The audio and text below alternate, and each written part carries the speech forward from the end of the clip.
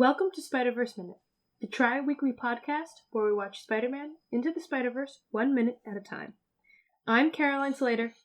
And I'm her brother Sean. And today we are talking about minute 74. It begins with Prowler grabbing Miles and ends a minute later with Uncle Aaron being shot. What did you title this minute? Reveal number 2. Yeah. Very dramatic, I know. Took me a second to remember what the reveal was. I got really creative with the titles this session. Yeah. It took you a second to think of what the reveal was. I was like, why is Prowler being revealed again? But it was not a reveal to us. It was a reveal to Prowler. Yeah. I do like prior to that second reveal, Prowler just makes his own way onto the roof. He's like, I don't have time to run up the stairs and through the hole. I'm just going to jump straight up into there. Forget it. Too much time. Making my own way. Yeah. I hope those spiky bits are solid though, because otherwise Prowler just headbutted his way through the ceiling. And as we saw in the first reveal, he's not exactly wearing a helmet. Yeah, well yeah. So, yeah, I do hope that those, I'm with you, I hope those spiky bits are stiff.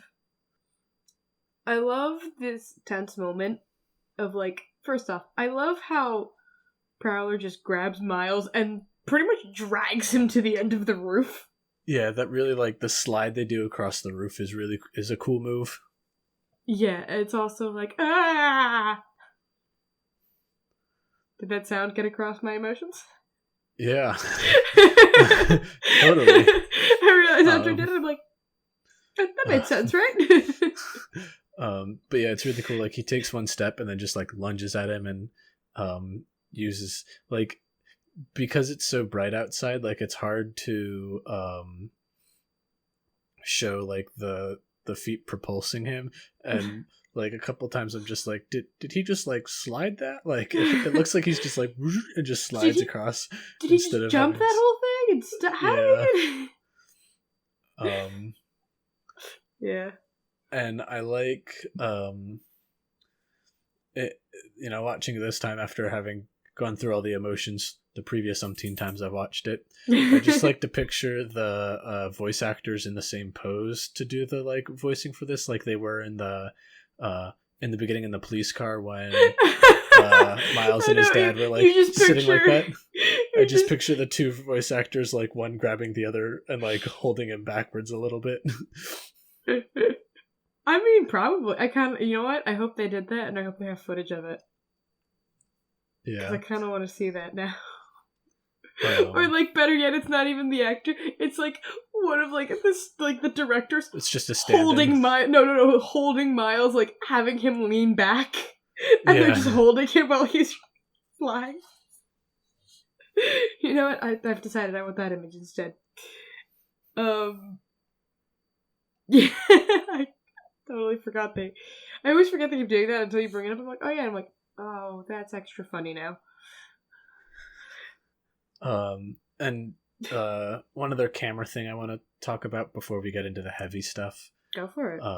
Heavier stuff. The heavy stuff. Yeah. In this scene, because there's no background, it's all a bunch of sky and stuff for the most part. And in parts of this scene, they actually moved the camera on twos as well, because there was no environment for them to render. And so they're just well, it's not like we have to render the background, so the camera moves on twos along with the characters. So it actually dips down into kind of 20 or 12 frames a second instead of the 24. That's hilarious. You can't tell, which is no, because really the characters are the only ones moving. Yeah, but it's still funny. It's well, it dipped there. Yeah. Now popping into the more serious things. Or the heavier things, as you said. I love... How much of a debate do you think Miles had to do in his head really quickly before he took off his mask? I'm curious what you think. Oh, next to none. No debate. I think it he was did it he realized... I have to? Yeah. I mean, it was either that or die. Like, that's not a very hard debate to have. You know what? Good point. But I thought they did a good job. Like, his lack of air sound, like the sound of him with lack of air was well done. I'm curious if they did any, like, how long it took them to get that sound. Yeah. Like, how hard it was for, like, the voice actor to get there, if they had to do any altering to it, even just slightly, just to get it more to where they want to, like, I would love to know about how they did that, because that's, as someone who has just had to try to sound breathless before, it's very hard to do that. And especially when you're being choked, I took stage combat, and one of the things I learned is strangle. Obviously, how to do it safely. And one of the things they told us is, like, when you're getting strangled, you can't really talk. Yeah. So you're like, just don't breathe. This is the best way to do it. I mean, don't pass out, but, like, don't breathe and just kind of do it that way. And you're like, oh!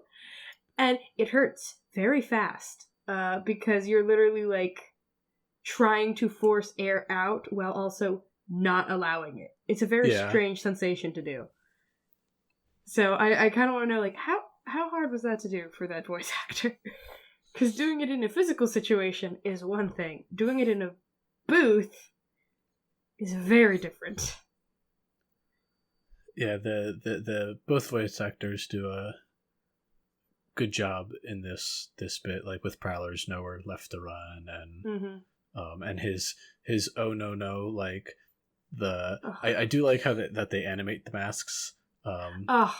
Just him, like, when he pulls it off, and you just see the, like, look of, like, sadness, I guess, in his the sadness.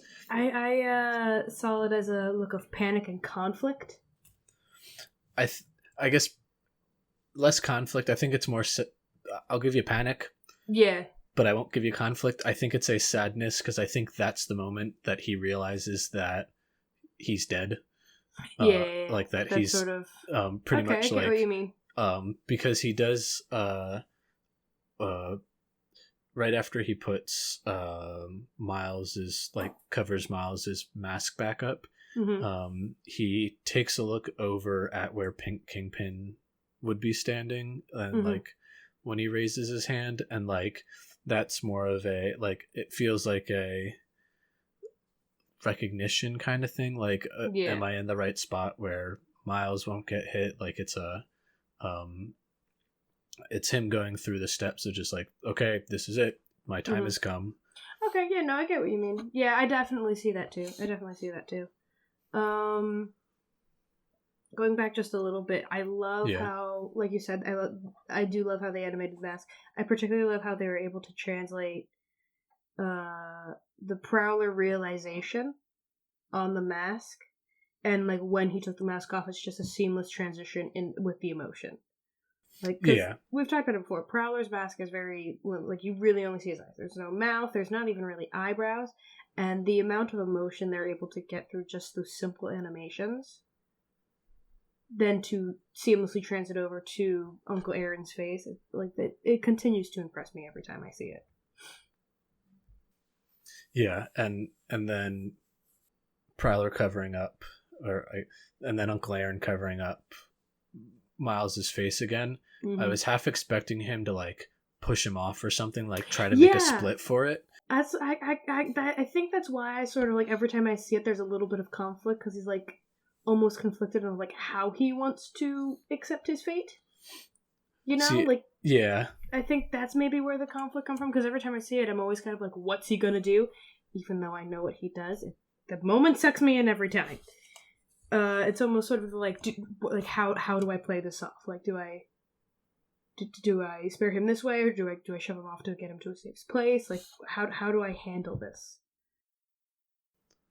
Yeah, it's you know, I guess I'm not saying that emotion isn't in there at all. Like, it's definitely in there, but yours is, I think, much more apparent than what I saw. Yeah, I feel like the two big ones he uses he shows are Panic's definitely the big one. Panic is the huge one.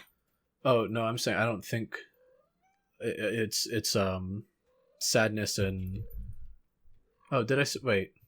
Because I said panic and conflict. Confused. Oh yeah. Okay. Never mind. Yeah. I kind of use panic and confusion sort of. No, that's with this. Yeah. I forgot. No, you're good.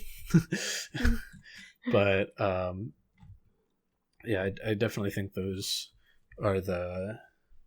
He's got two big emotions with a couple little emotions below the surface. There. You know, a human. Yeah. A human being. I do want to say, I think I've said it so many times before, I'm gonna keep saying it, I'm probably gonna say it long after this podcast is over. Shout out to those animators for being able to capture that such innate human ability of, like, we don't feel one emotion, there's multiple, and there's so many little ticks that the human body and the face and the eyes that can all be read, and they're able to capture that in animation, which is so hard to do in my opinion. Yeah, they get the expressions really, really well done here, and I think part of it is the style they chose. Yeah, is they're able to do a lot with because they have like the dots on the face. That adds an extra level of like depth that for relatively little cost, like tech-wise cost, than it would if they were trying to do a more realistic animation style with like pores and whatnot. It's getting the same effect. Like the first thing I thought of is motion capturing. Yeah. Like it's getting that same effect of getting all of those minute details in the human face that mocap does, but in a very different art style. Yeah. And without actual mocap. Which makes it far more impressive. To me.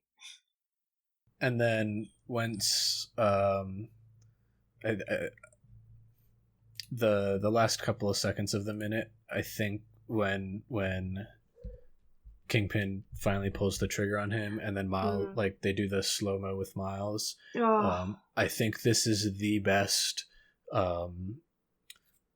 like full screen splash screen thing they do. Oh, definitely.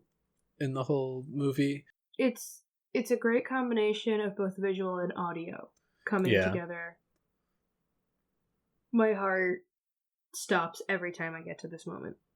And like the way the like the blam flashes on the screen in like sync with the way the gunshot echoes, and the fact that it's like we've had a white background through this whole scene, and then suddenly it's just like red and black that just like flashes up. Really helps punch home, especially because it's not a graphic like shot. Like we don't see anything like any blood come out of him or anything, and so it's a great way of like doing that without having to go graphic. Yeah, like what makes it graphic is honestly the contrast of having the white with the red. Yeah. Like, that's probably the most graphic thing in that sense.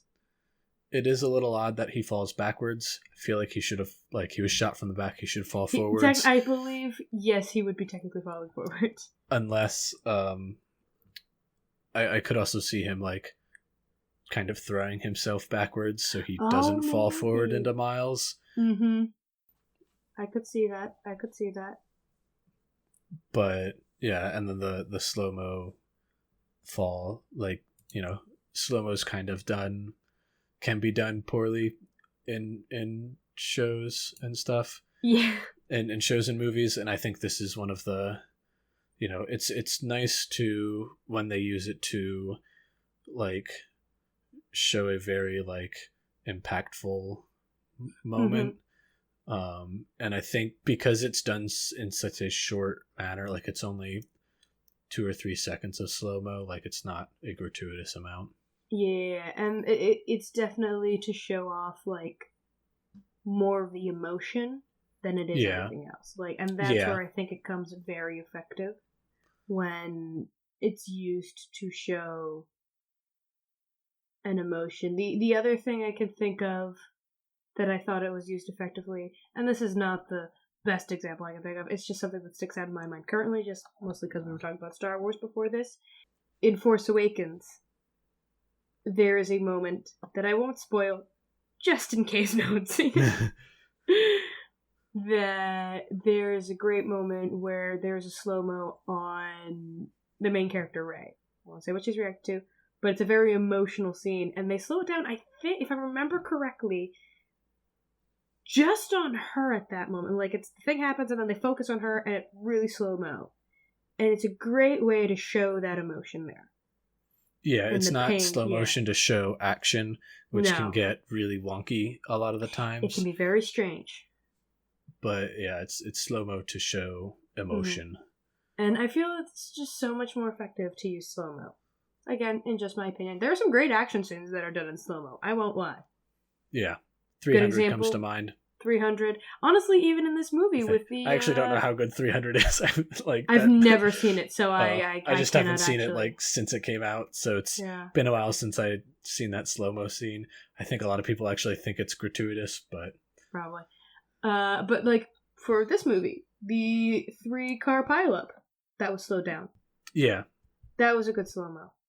That was... I mean, that one also was sort of to show a bit of emotion, but it was more for the action at that moment. Yeah, that was definitely more of an action slow-mo. Action. Like, there was emotion there, which I think is why it kind of worked. But it was definitely more to show the action. So there's a good example of, like, it used to show action in this movie. That's everything I have for this minute. Was there anything else you wanted to touch on? The last thing I have is that I do... Because we get, like, the very last second of this minute is seeing Kingpin with the gun. Yeah. And that reveal is just bone-chilling every time I see it, for some reason. Yeah, it is just his stance is very, matter-of-fact, and he also kind of looks, I guess part of it's... it's just because it's so purposeful-looking, it just seems like this is another day at the office. Yeah, like he knew what he was aiming for. Like, he didn't miss. Yeah. There wasn't any hesitation to it. Yeah, that too. That was the last thing I had. Just, I wanted to bring it up because I think it's a great shot. Yeah. Well then, thank you for joining us today. Join us on Friday for minute 75 to see the way Miles reacts to this action. Thanks for listening. Bye.